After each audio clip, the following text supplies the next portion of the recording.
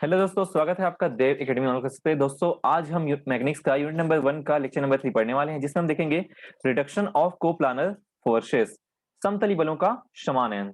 तो फ्रेंड्स, इसमें हम कुछ थ्योरम देखेंगे। चलिए स्टार्ट करते हैं आज की वीडियो। देखिए, उससे पहले हम देखेंगे कि मैकेनिक्स का जो सिलेबस है उसमें बताना था वाला था आपको, जो लेक्चर नंबर 1 लेक्चर नंबर 2 में नहीं बता पाया था। देखिए, इसमें मैकेनिक्स का दो पार्ट है, पहला स्टैटिक्स है, दूसरा डायनेमिक्स है। तो स्टैटिक्स में यूनिट 1 और यूनिट 2, डायनेमिक्स के लिए 3 यूनिट्स हमारे पास में है। ठीक है, तो यूनिट 1 है इसका analytic condition of equilibrium, stable and unstable equilibrium, virtual work, catenary. आप अपने सिलेबस से इसको मैच कर सकते हैं। अगर सेम सिलेबस होगा तो आप इसमें कंटिन्यू कर सकते हैं। ठीक है, अगर डिफरेंस सिलेबस होगा तो मुझे आप कमेंट करके बता सकते हैं, या फिर मुझे आप जो अपना सिलेबस है उसको सेंड कर सकते हैं। ठीक है, यूनिट नंबर 2 है forces in 3 dimensions, points of central axis, null lines and planes. Dynamics में हम लोग पढ़ेंगे यूनिट नंबर 3 में simple harmonic motion, elastic string, velocities and acceleration along radial and transverse direction, projectile, central orbits.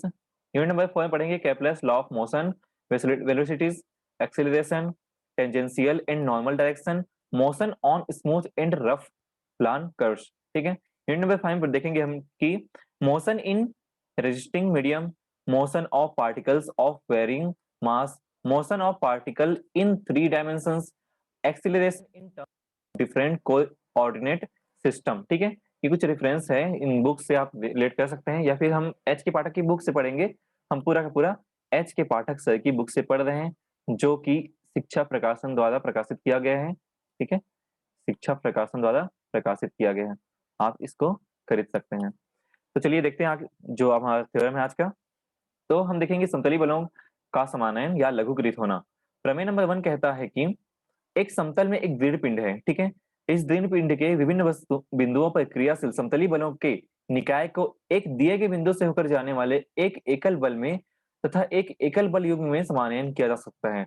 अब हम क्या करेंगे, बहुत सारे हम जैसे कि कोई पिंड हमारे पास में है, ठीक है, कोई पिंड हमारे पास में, अब उसमें हम यहाँ पे भी बल लगा रहे हैं। ठीक है, हम यहाँ पे भी बल लगा रहे हैं,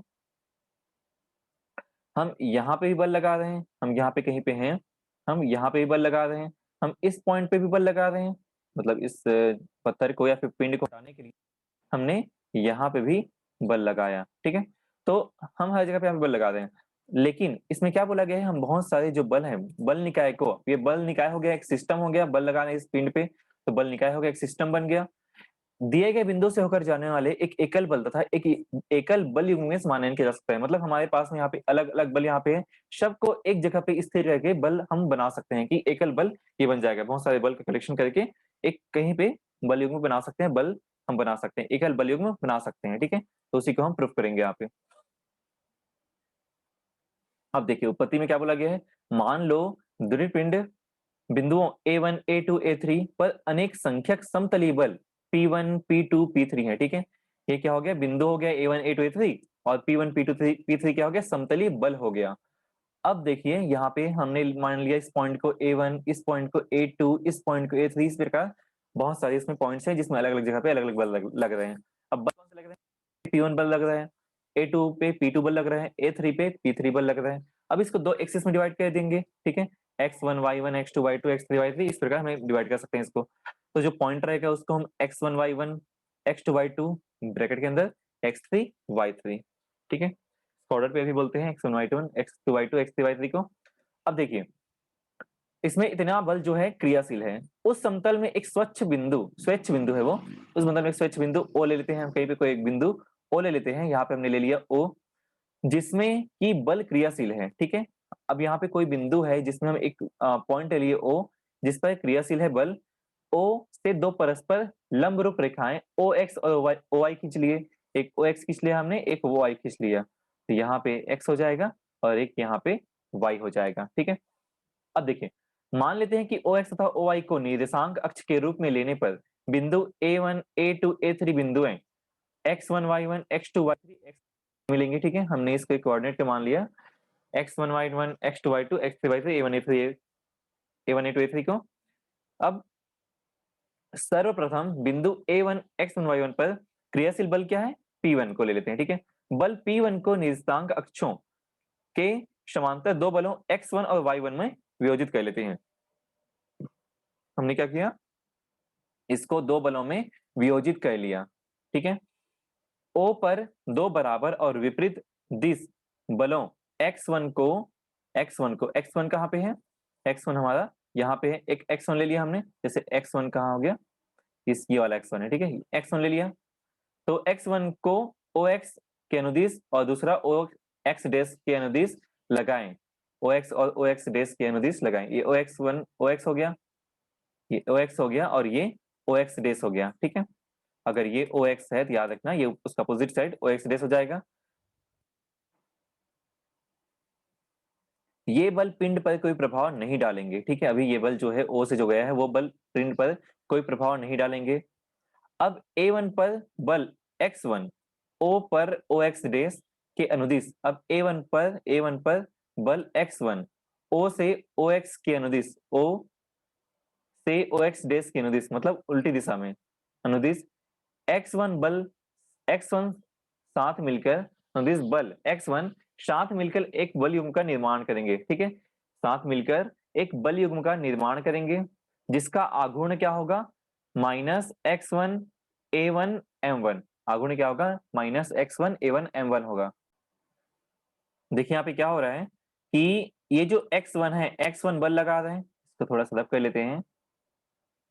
यहाँ पे आघूर्ण का मतलब क्या होता है, बल गुणित लंबवत दूरी, बल गुणित लंबवत दूरी। तो यहाँ पे बल कौन सा है, बल हम x1 ले रहे हैं, ये x1 है ना, प्रिंटिंग मिस्टेक है, x2 लिखा गया है। तो x1 है बल, तो ये x1 हो गया। और लंबवत दूरी मतलब कि ये कौन सा पॉइंट है, A। इस पॉइंट से जो हमारा अनुदिश रेखा है, यहाँ पे वक्र रेखा कह सकते हैं इसको, इस रेखा से लंबवत दूरी कितनी है, इसका डिस्टेंस जो हमने देखा वो क्या है, ये A1 है, ये M1 है, ठीक है। तो A1 उसका लंबवत दूरी हो जाएगी, ठीक है, उसकी लंबवत दूरी हो जाएगी। तो यहाँ पे x1 इंटू A1 M1 ले लिए, ठीक है, क्योंकि A1 M1 क्या है, लंबवत दूरी है और x1 उसका बल है। माइनस इसलिए लिया गया है क्योंकि हम यहाँ पे विपरीत दिशा के लिए ले रहे हैं, क्योंकि OX डैश यहाँ पे लिखा हुआ है कि अनुदिश बल x1 OX डैश के अनुदिश, मतलब कि अगर राइट साइड लेते तो पॉजिटिव होता, ठीक है। यहाँ पे लिखा हुआ है ऋणात्मक चिन्ह पूर्व में लगाया गया है, ठीक है, क्योंकि बल युग्म पिंड को दक्षिणावर्त घूर्णन देने की प्रवृत्ति रखता है। अब यहाँ पे इस प्रकार घूमेगा तो ऋणात्मक लगता है, जानते हो, ठीक है। क्लॉकवाइज में, एंटी क्लॉकवाइज में वो धनात्मक मिलता है हमको, ठीक है। तो यहाँ पे क्लॉकवाइज घूम रहा है तो वहां पे क्या मिलेगा, हम लोग को ऋणात्मक चिन्ह मिलेगा। अर्थात A1 M1 कितना है, अब यहाँ से इसका डिस्टेंस देखा गया है यहाँ से यहाँ तक का, तो कितना यहाँ से यहाँ तक का, ये Y1 है, क्योंकि हम कहते हैं कि अगर इस साइड जाते हैं राइट साइड में, ठीक है, इस साइड जाते हैं तो वहां तक की दूरी x1 होती है और ऊपर जाते हैं तो y1 के इक्वल होते हैं, क्योंकि यहाँ x1 y1 पॉइंट है, ये y1 उसकी दूरी हो जाएगी, लंबवत दूरी हो जाएगी। तो इसलिए x1 बल तो x1 ही रहेगा और ये जो डिस्टेंस है वो y1 हो जाएगा, ठीक है। अब हमारे पास O पर OX के अनुदिश क्रियाशील एक एकल बल x1 शेष रहेगा, ठीक है, एकल बल x1 शेष रहेगा। अतएव A1 पर बल x1 O पर OX के अनुदिश एक बल x1, ठीक है, अतएव A1 पर एक बल O पर OX के अनुदिश, O पर OX के अनुदिश एक बल x1, ठीक है, एक बल x1 हमने कहां से लिया, A1 से लिया एक बल x1 तथा जिसका बल युग्म का आघूर्ण क्या है, -x1 y1 के तुल्य है, ठीक है। तो यहाँ पे ये माइनस ही रहेगा ना, यहाँ पे प्रिंटिंग मिस्टेक है, ये माइनस रहेगा, तो -x1 y1 के तुल्य है। इसी प्रकार O पर बराबर बलों y1, O पर बराबर बलों चीज y1 में भी लग रहा है, ठीक है, इसके अनुदिश लगा रहे हैं, y के अनुदिश लगा रहे हैं, अभी तो हमने x के अनुदिश लगा लिया, अब y के अनुदिश लगाएंगे तो फिर y1 हो जाएगा बल वहां पे। तो बराबर बलों y1 OY और OY डैश के अनुदिश लगाने पर हम देखते हैं कि OY और OY डैश के अनुदिश लगाने पर ये OY हो गया और ये OY डैश हो गया, OY और OY डैश मतलब नीचे साइड हो गया OY डैश और ये ऊपर साइड OY हो गया। अनुदिश लगाने पर हम देखते हैं कि A1 पर बल y1 O पर OY के अनुदिश एक बल y1 तथा एक बल युग्म का आघूर्ण जिसका आघूर्ण y1 x1 है के तुल्य है, ठीक है। परिणामतः इससे ज्ञात होता है कि A1 पर बल P1 तुल्य है, किसके तुल्य है, O पर बल x1 OX के अनुदिश है, ठीक है, O पर बल x1 OX के अनुदिश है, O पर बल y1 OY के अनुदिश है। बल युग्म का आघूर्ण क्या है? y1x1, क्योंकि यहाँ पे हमें क्या मिला, OY के अनुदिश जब लिए थे तो y1x1 मिला था, और जब OX के अनुदिश लिए थे तो वो x1 y1 मिला था, ठीक है। यहाँ पे x y1 x1 और यहाँ पे x1 y1, ठीक है। यहाँ पे y1 कैपिटल है, यहाँ पे x1 कैपिटल है, तो हमें बल युग्म का आघूर्ण मिल गया y1 x1 minus x2 x1 y1, ठीक है। इसी प्रकार अन्य बलों के लिए प्रक्रिया पूरी करने पर हम देखते हैं कि दिया गया बलों का निकाय तुल्य है बलों इतना के, ठीक है। x equal to x1 plus x2 plus x3, अब सबको x साथ ले लिए तो उसको समेशन ऑफ x1 लिख लेते हैं, ठीक है, जो कि OX के अनुदिश है। y is equal to y1 plus y2 plus y3 is equal to summation of y1 ले लिए, जो कि OY के अनुदिश है, तथा जिसका बल युग्म का आघूर्ण क्या मिल जाएगा।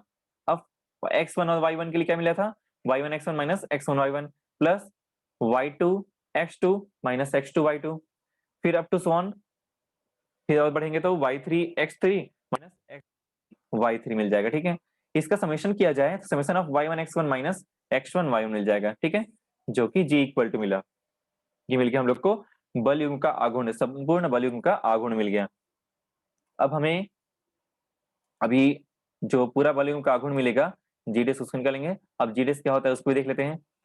तो एक तो हमें मिल गया बल युग्म का आघूर्ण, ठीक है।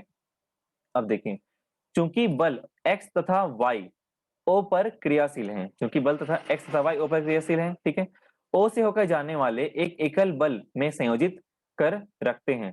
इसलिए मान लो कि बलों x और y परिणामी r है, x और y का परिणामी r है, जो OX से थीटा कोण झुकाव पर है, ठीक है। अगर इस प्रकार का एंगल बन रहा है तो एंगल क्या बन रहा है, यहाँ पे थीटा बन रहा है, ठीक है, थीटा बन रहा है। तो r cos theta is equal to x, r sin theta is equal to y, तो r इज इक्वल टू क्या हो जाएगा, x square plus y square का रूट। ये कैसे होगा कहते हैं, जैसे कि r cos theta is equal to x है, इसको इक्वेशन नंबर 1 दे दो, r cos theta equal to y है, इसको इक्वेशन नंबर 2 दे दो, दोनों को ऐड कर दो, स्क्वायर कर दो, पहले स्क्वायर करेंगे तो r square cos square theta is equal to x square, यहाँ पे r square sin square theta equal to y square, दोनों को ऐड करेंगे तो r square cos square theta plus r square sin square theta is equal to x square plus y का square, ठीक है। Are square common ले लो दोनों में से, और cos square theta plus sine square theta is equal to x square plus y square, ये हो गया। अब cos square theta plus sine square theta is equal to हमें मिल गया 1, तो यहाँ पे बचा आर स्क्वायर, स्क्वायर रूट करने पर क्या मिलेगा, आर हट जाएगा, यहाँ पे स्क्वायर रूट लग जाएगा, तो r is equal to root of x square plus y square हमें प्राप्त हो जाएगा। यहाँ से थीटा निकालेंगे, थीटा कैसे निकालते हैं, हम दोनों को डिवाइड कर देते हैं, इक्वेशन नंबर 1 इक्वेशन नंबर 2 को जब डिवाइड करेंगे, ये 2 हो गया, ये 1 हो गया, तो equation number 2 divide by equation number, divide करने पर r sin theta upon r cos theta is equal to y upon x हो जाएगा। अब r कैंसिल कर दो, cos theta upon sin theta is equal to tan theta is equal to y by x, और theta is equal to tan inverse y by x प्राप्त हो जाएगा, ठीक है। इसलिए यहाँ पे tan theta is equal to y by x ले लिया गया है। अब देखिए, अतएव ये सब तो हमें मिल गया, बल निकाय तथा समानयन O से होकर जाने वाले, अब O में हमने समानयन कर दिया, जितना भी यहाँ पे बल लगा हुआ था A1 A2 A3 सबको हमने O में समानयन कर दिया है, क्योंकि सबका बल युग्म का आघूर्ण अब एक मिल चुका है, ठीक है। समानयन हो गया एकल बल में, अब एकल बल युग्म के आघूर्ण में हमें समानयन करना है बल युग्म में, तो होकर जाने वाले एकल बल आ तथा आघूर्ण G के एक बल युग्म में कर सकते हैं, ठीक है। G के मान में परिवर्तन होगा जबकि R का मान अपरिवर्तित रहेगा, मान में परिवर्तन होगा जबकि R का मान अपरिवर्तित रहेगा। अब यहाँ पे बल युग्म का आघूर्ण जो है, अब जो है बल युग्म बना रहे हैं हम, तो क्या मिल जाएगा, G का मान परिवर्तित होगा लेकिन R का मान अपरिवर्तित रहेगा। यहाँ पे हम सपोज करेंगे G की जगह पे G डेस मान लेंगे और R की जगह तो R ही रहेगा। तो मान लो मूल बिंदु O को O डेस H के पर स्थानांतरित करते हैं तथा मान लो कि G डेस बल युग्म का नया आघूर्ण है, तब G dash is equal to क्या हो जाएगा, G dash is equal to summation of y1 x1 minus h minus x1 y1 minus k, ठीक है। यहाँ पे स्मॉल y1 आ जाएगा, ऐसा इसलिए हुआ है क्योंकि हमने ओ को किसी और जगह पे स्थानांतरित कर दिया, मतलब ओ लिए थे उस टाइम पे, अभी ओ डैश ले रहे हैं। मतलब कि अगर यहाँ पे ओ है, यहाँ पे अगर ओ डैश लेते हैं, इसके लिए हम चेक करेंगे, यहाँ पे एक्स वाई अलग से बनाएंगे, ठीक है, एक्स वाई अलग से बनाएंगे, और उसके लिए क्या हो जाएगा, अब डिस्टेंस, अब ये जो पॉइंट है एच और के है, इन दोनों का जो डिस्टेंस देखना है अगर, तो एक्स वन माइनस एच हो जाएगा और वाई वन माइनस के हो जाएगा। पहले क्या था, एक्स वन माइनस जीरो किए थे, इससे मिला था, ठीक है, एक्स माइनस मूल बिंदु है, तो एक्स माइनस जीरो किए थे, क्योंकि डिफरेंस हमें चेक करने के लिए माइनस ही करना पड़ता है, तो एक्स माइनस जीरो किए थे तो हमें क्या मिला था, एक्स मिला था। लेकिन यहाँ पे क्या करना पड़ेगा, एच के है, ये जो ओडेस वाला पॉइंट है वो एच के बना हुआ है, तो एक्स वन माइनस एच हो जाएगा, वाई वन माइनस के हो जाएगा, बाकी पूरा का पूरा सेम रहेगा, ठीक है। देखिए हमने जी क्या निकाला था, summation of G is equal to summation of y one small x one minus x one small y one, ये निकाला था हमने। तो यहाँ पे जी डेस जो है, अब x की जगह पे क्या आ जाएगा, summation of y one, x one की जगह पे अभी हमने सपोज कर लिया वाई वन एक्स वन की जगह पे एक्स वन माइनस एच, क्योंकि हमने पॉइंट को चेंज कर दिया, माइनस यहाँ पे वाई एक्स वन आ जाएगा और वाई वन माइनस के हो जाएगा, ठीक है, ये हो गया, ये जी डेस निकल गया हमारे पास में, जिसमें हमने समेशन कर दिया। अब दोनों को थोड़ा सा सेपरेट कर लेते हैं यहाँ पे। अब एच और के तो कोई पॉइंट है, हम उसको पहले इक्वेशन से ही, समेशन से ही बाहर कर देते हैं, तो यहाँ पे क्या हो जाएगा, देखिए इसको हम सब जब सॉल्व किए तो एक्स वन वाई वन और माइनस ये स्मॉल वाई वन है ना, ये स्मॉल वाई वन है, तो x y one x one और यहाँ पे एक्स वन वाई वन, उन दोनों को एक साथ ले लिए, और उसके बाद में ये जो बचा वैल्यू उसको अलग कर दिया, मतलब कि वाई वन इंटू एच और एक्स वन इंटू के, इसको हमने अलग अलग कर दिया। अब इसके बाद में ये जो अलग हुआ है, समेशन ऑफ वाई वन को हमने सपोज कर लिया कैपिटल वाई, और समेशन ऑफ एक्स वन को हमने सपोज कर लिया कैपिटल एक्स, तो क्या बचा एच इंटू कैपिटल वाई और के इंटू कैपिटल एक्स वन, ठीक है, कैपिटल एक्स आ गया। और यहाँ पे ये जो वैल्यू है, यहाँ पे जो वैल्यू है इसको हम जानते हैं कि वो किसके इक्वल है, जी के इक्वल है, ठीक है, इसको पहले ही हमने ला लिया है। तो जी डी इक्वल टू हमें क्या मिला, हमने जब चेंज किया पॉइंट को, तो हमें जी डी इक्वल टू मिला जी प्लस के एक्स माइनस एच वाई, क्योंकि एच वाई को हम बाद में लिख लिए और के एक्स को हमने पहले लिख लिया, G D equal to G plus minus H Y आ जाएगा, ठीक है, बस यही में प्रूफ करना था। तो देखिए आगे एक और क्वेश्चन है, इसमें सिर्फ दो ही क्वेश्चन लिए हैं हम, और ये दो क्वेश्चन अभी के लिए सफिशिएंट है, ठीक है। तो इसमें क्या बोला गया है, ये जो क्वेश्चन है इसमें दृढ़ पिंड की साम्यावस्था के लिए आवश्यक प्रतिबंध ज्ञात करना, जबकि पिंड के विभिन्न बिंदुओं पर समतली बलों का निकाय एक निकाय क्रियाशील है। क्या कहना है हमें, दृढ़ पिंड की साम्यावस्था के लिए आवश्यक प्रतिबंध हमें ज्ञात करना है। तो प्रतिबंध क्या क्या हो सकते हैं, ये जो क्वेश्चन इंपॉर्टेंट है और छोटा सा ही है, एक ही पेज में आ गया है, इसको अच्छे से प्रिपेयर कर लीजिएगा क्योंकि एग्जाम के पॉइंट ऑफ व्यू से बहुत ही ज्यादा इंपॉर्टेंट है। इसकी उत्पत्ति के लिए मान लो कि समतली बलों P1 P2 P3 हम लिए हैं, समतली बल का निकाय पिंड के बिंदुओं x1 y1 x2 y2 x3 y3 पर क्रियाशील हैं, जहां बिंदुओं के निर्देशांक किसी बिंदु O से होकर जाने वाले दो समकोणिक अक्षों OX तथा OY के सापेक्ष लिए गए हैं, ठीक है, हमने पहले लिया था, सेम वही वही हम काम करेंगे, उसका यूज भी करेंगे हम, ठीक है। यहाँ पे वो चीज सब चीज लिखा हुआ है कि एक बल हम लेंगे R, और O से होकर जाने वाले एकल बल लेंगे R, बल युग्म लेंगे हम G, में समानायन करने के बाद में सीधे सीधे हम ले लेंगे R is equal to root of x square plus y square, हमने पहले निकाला था। G is equal to summation of y1 x1 minus x1 y1, ये हो गया। P1 इज इक्वल टू क्या हो जाएगा, capital x1 capital y1, P2 is equal to capital x2 capital y2, P3 is equal to capital x3 capital y3, इस प्रकार आगे भी। x इक्वल टू हमने लिया था summation of x1, y is equal to लिया था समेशन ऑफ y1। मान लेते हैं आपकी पिंड साम्यावस्था में है, मतलब बल क्या हो जाएगा, जीरो हो जाएगा, एकल बल जब जीरो हो गया तो उसका आघूर्ण भी ऑब्वियसली जीरो होगा, ठीक है। तो यहाँ पे बोला गया है ना कि साम्यावस्था के लिए करके, ठीक है।